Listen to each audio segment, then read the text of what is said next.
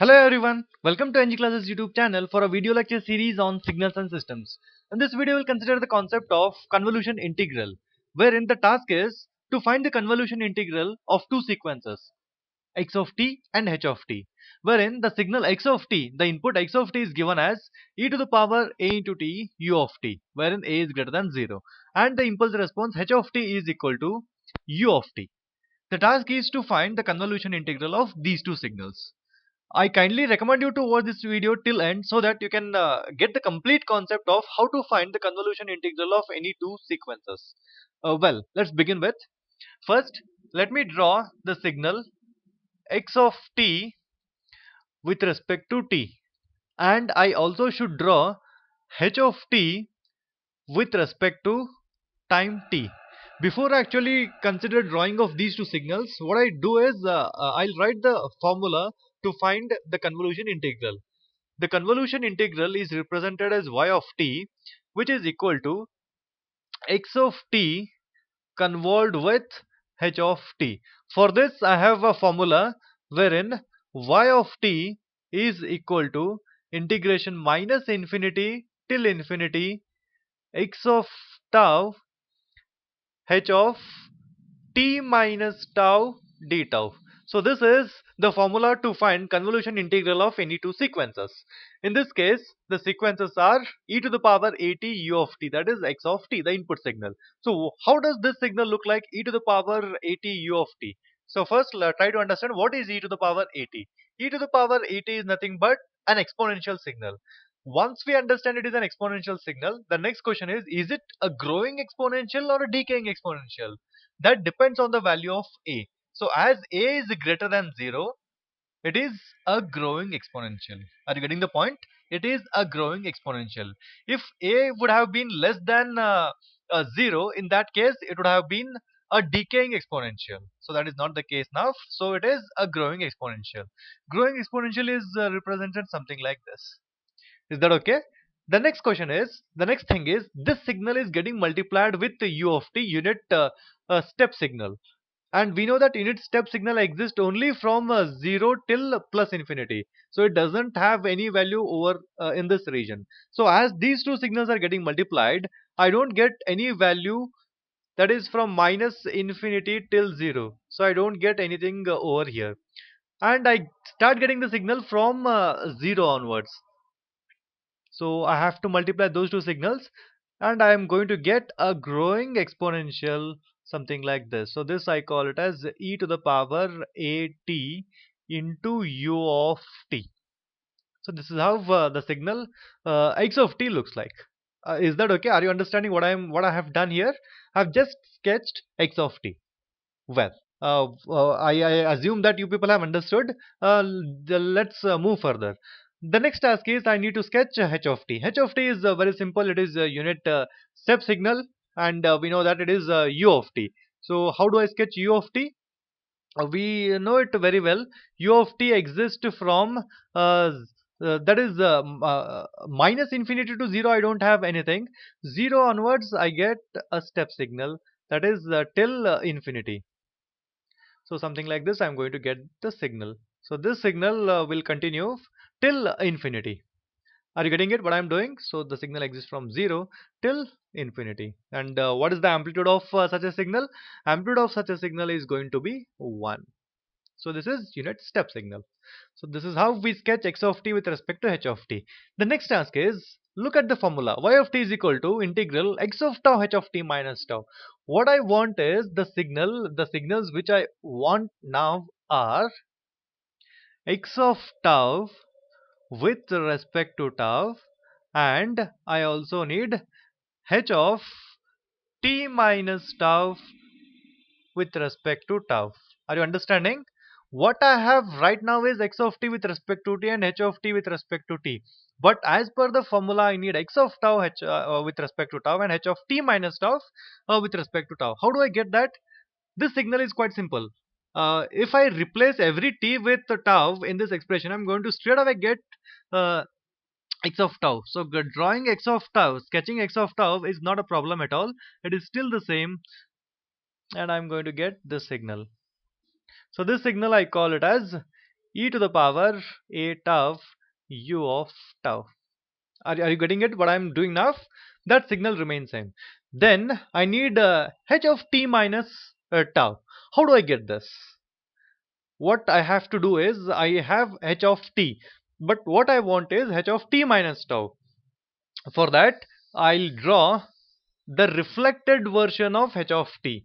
So I'll draw this. I said I draw the reflected version of h of t. So which is something like this. So this is the reflected version, and from this point onwards it will be 0. So this I call it as h of t minus tau. The point where t is equal to 0, I call it as tau equal to t. Is that okay? So just try to put when t equal to, if I put t equal to 0, if I put t equal to 0, I'm going to get h of minus tau. So I said I am drawing the reflected version. It is the reflected version. Is that okay? So this is how I sketch x of tau h of t minus tau. So always it is the same. The whatever the signal x of t, replace t with tau, I'm straight away going to get x of tau. The next task is I need to get h of t minus tau. How do I get h of t minus tau? Always take the reflected version of h of t. I'm going to call it as h of t minus tau. Is that okay? So I got those two signals. What is the next task? Next task is I need to vary the limit from minus infinity to infinity, and I just need to multiply them and get the answer for y of t. So that can be done for different values of t. So first what I do is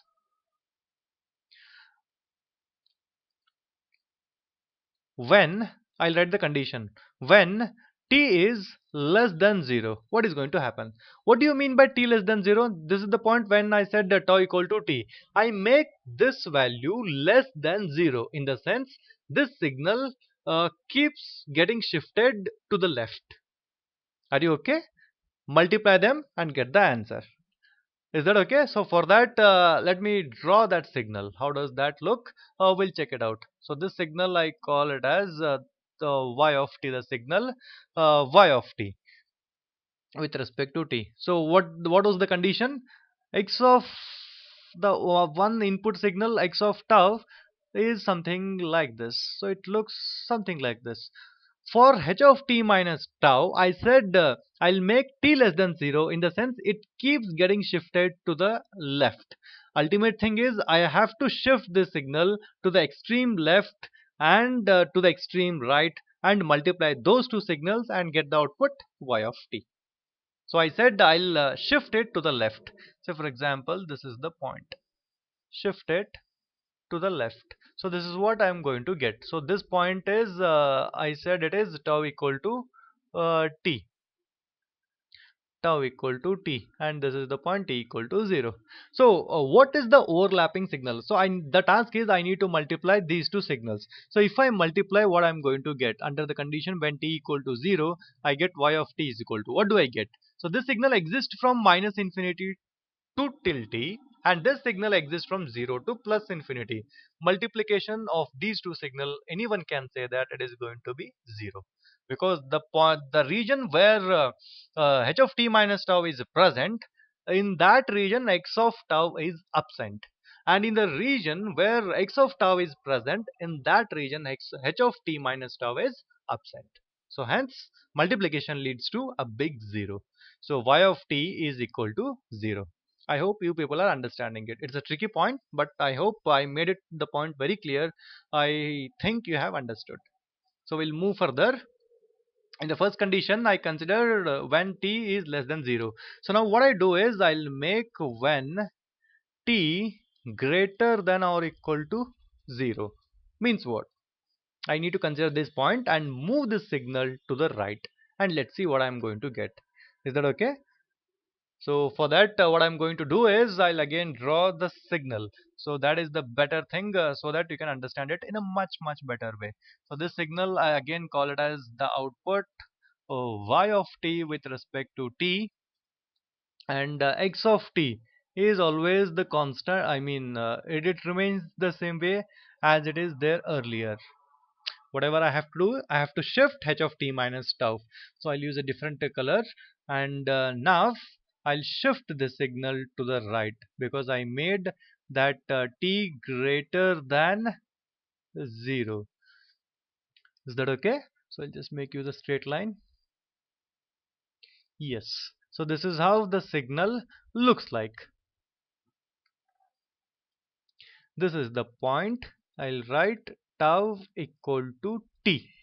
Now I need to find the integration. How do I find the integration? I'll just write, I have to integrate y of t is equal to integration x of tau h of t minus tau d tau. The question is, do I get a common point now? Do I get the overlapping region?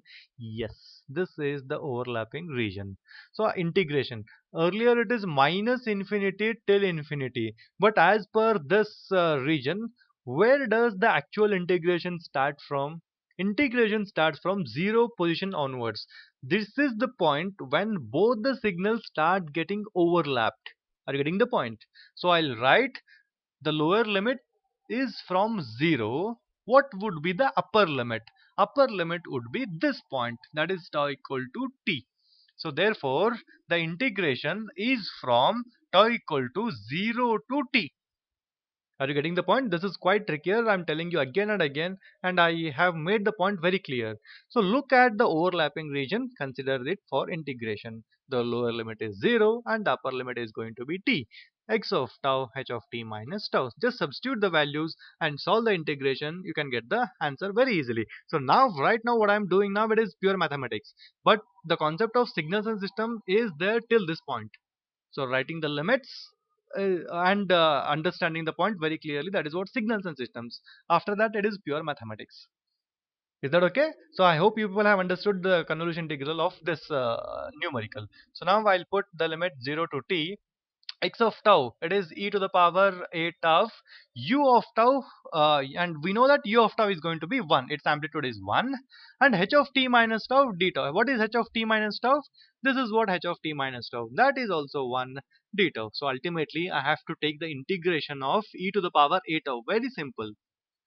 So e to the power a tau, integration of this with respect to tau, it is e to the power a tau divided by a, and I'll put the limits, that is from 0 to t. Following it? So now just put the limits and try to get the answer.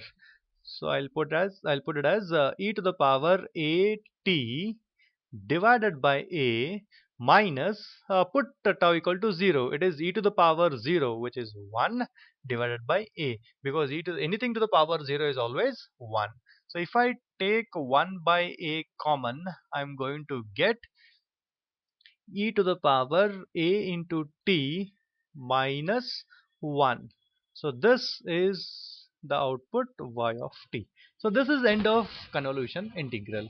So I got two answers. One is y of t equal to 0 under the condition when t is less than 0, and I got y of t is equal to 1 by a e to the power a t minus 1 under the condition when t is greater than or equal to 0. So I'll combine everything and I'll write the final answer. Therefore the final answer, y of t is equal to 0 when t is less than 0, and the same y of t is equal to 1 by a into bracket e to the power a into t minus 1 under the condition when t is greater than or equal to 0. So this is what the convolution integral is. I have explained this numerical step by step in a beautiful way. If there are any doubts, please let me know them in the comment section and I will definitely try to answer those doubts. And meanwhile, subscribe to our channel EnggClasses for more interesting videos on convolution integral and later convolution sum and so on. Thank you everyone for watching.